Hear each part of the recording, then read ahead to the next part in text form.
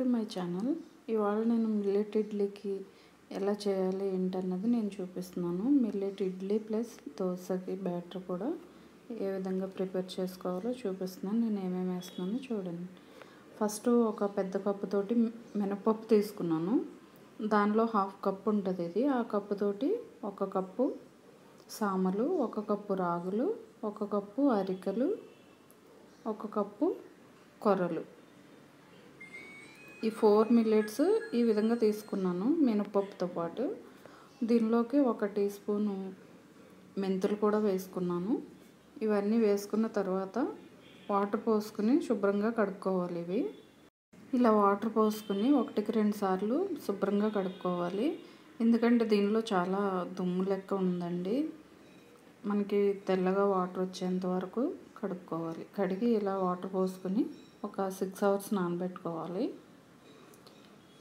ఇలా నానబెట్టుకున్న తర్వాత మనకి ఇది నానిపోతుంది కదా, దీన్ని మిక్సీ జార్లో కానీ గ్రైండర్లో కానీ రుబ్బుకుంటే సరిపోతుంది.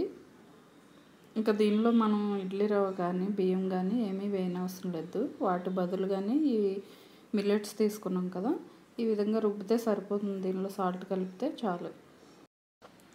మనం ఇది మిక్సీ పట్టుకోవాలి.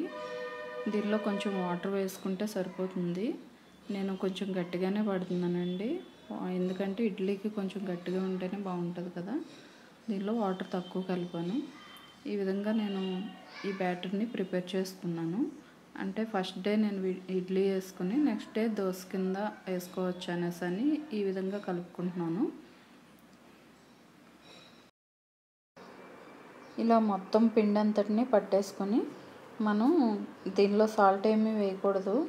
ఇది తొందరగా పులుస్తుందండి. ఈ అరికెలు, కొర్రలు, రాగులు ఉన్నాయి కదా, దీనివల్ల తొందరగా పులుస్తుంది పిండి అనేది. అందుకని నేను వేయట్లేదు సాల్ట్ వేయకుండా.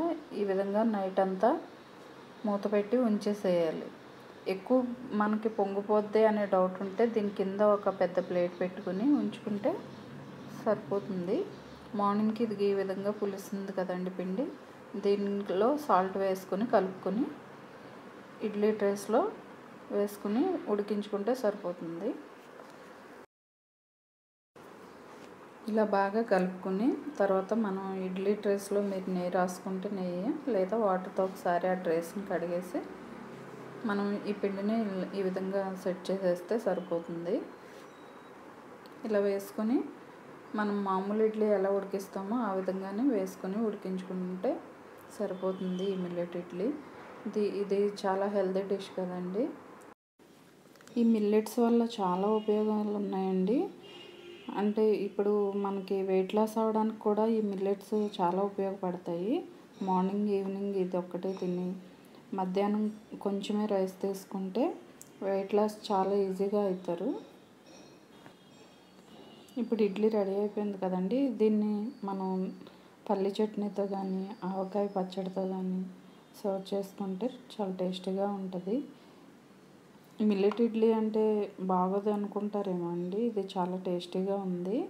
మీరు తప్పకుండా ట్రై చేయొచ్చండి. ఇది ఎవరికైనా పెట్టొచ్చండి. చిన్నపిల్లలైనా పెద్దవాళ్ళైనా తినొచ్చు. ఎవరైనా బలంగా ఉంటారు దీనివల్ల ఏమీ ప్రాబ్లం ఉండదు. చూసారు కదండి, ఎంతో టేస్టీగా ఉండే ఇడ్లీ ఈ విధంగా రెడీ అయిపోయింది. మీరు తప్పకుండా ట్రై చేయండి. నా వీడియో కనుక మీకు నచ్చినట్లయితే లైక్ చేయండి, షేర్ చేయండి. Thanks for watching. బాయ్.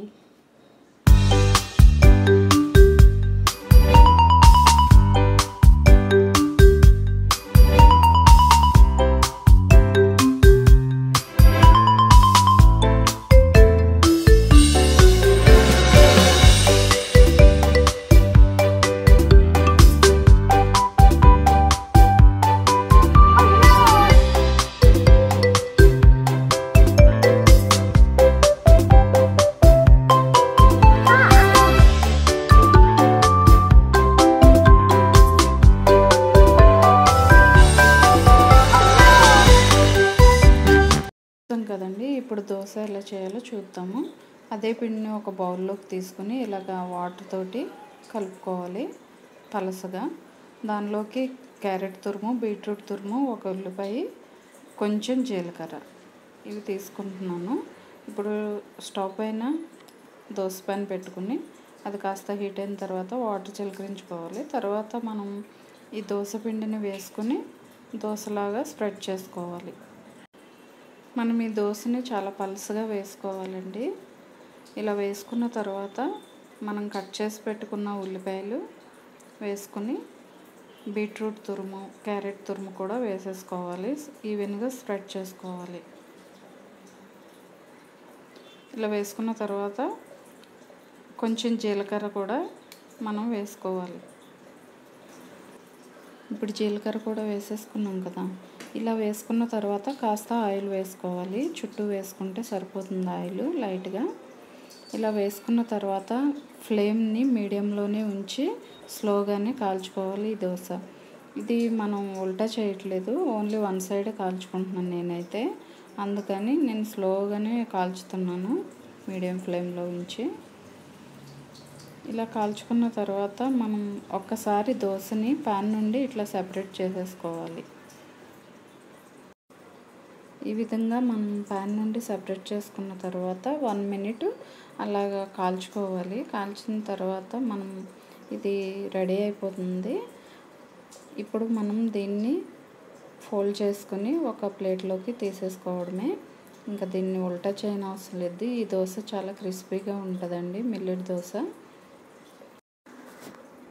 ఇప్పుడు మిగిలిన పిండిని కూడా మనం సేమ్ ఇలానే దోశలాగా వేసేసుకొని మనం కట్ చేసి పెట్టుకున్న ఆనియన్స్, బీట్రూట్ తురుము, క్యారెట్ తురుము, కాస్త జీలకర్ర మనం ఈవెన్గా స్ప్రెడ్ చేసుకోవాలి. ఇవి ఒకసారి ఇలా వేసిన తర్వాత మన చేతిని వాటర్లో కడిగి ఆ చేతితోటి మనం ఇలాగా తురుము ఏదైతే వేసామో దాన్ని ఇలా అద్దితే దోశ కతుక్కొని ఉంటుంది, మంచిగా కుక్ అవుతుంది.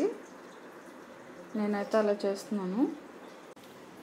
ఇప్పుడు మనం కొంచెం ఆయిల్ స్ప్రెడ్ చేసుకోవాలి. ఈ విధంగా లైట్గా ఆయిల్ వేస్తే సరిపోతుంది, ఎక్కువ అవసరం లేదు. ఇలా ఆయిల్ కొంచెం వేసుకున్న తర్వాత ఒక 1 మినిట్ అలా కుక్ అవనిచ్చి ప్యాన్ నుండి ఇది సెపరేట్ చేసుకోవాలి దోశని. ఈ విధంగా తీసుకుని మరలా అలానే ఉంచి 1 మినిట్ కాల్చుకోవాలి. ఇప్పుడు ఇలా 1 మినిట్ కాల్చుకున్న తర్వాత మనకి రెడీ అయిపోయింది కదండి. దోశను కూడా మనం ఇలా రోల్ చేసుకుని తీసేసుకుని సర్వింగ్ ప్లేట్లోకి పెట్టేసుకోవడమే. ఇప్పుడు మనకి crispy dosa, millet dosa ready అయిపోయింది కదా. దీనిలోకి మన దగ్గర ఉన్న ఏ చట్నీ అయినా కానీ చాలా టేస్ట్గా ఉంటుంది. నేను టొమాటో చట్నీ, పల్లి చట్నీతో ట్రై చేశాను. పల్లి చట్నీ కంటే టొమాటో చట్నీ చాలా టేస్ట్ అనిపించిందండి. ఈ పిల్లలు కూడా చాలా ఇష్టంగా తిన్నారు. మనం ఈ దోశలోకి ఈ వెజిటేబుల్స్ వేసాం కదా, ఈ తురుము, దీనివల్ల ఇంకాస్త టేస్ట్ అనిపించిందండి. మిల్లెట్స్ అంటే మనం తినలేము అంటారు కదా, అలా ఏమి ఉండదండి. చాలా టేస్టీగా ఉంటాయి ఇవి. మీరు తప్పకుండా ట్రై చేయొచ్చు. ఇలా ఒక్కసారి పిండి పట్టామంటే ఇడ్లీ, దోశ, పొంగనాలు మనకు నచ్చింది ఏదైనా వేసుకోవచ్చు. మరి మీరు కూడా తప్పకుండా ట్రై చేయండి ఈ healthy and tasty easy dishes. Okay అండి, నా వీడియో కనుక మీకు నచ్చినట్లయితే లైక్ చేయండి, షేర్ చేయండి. Thanks for watching. బాయ్.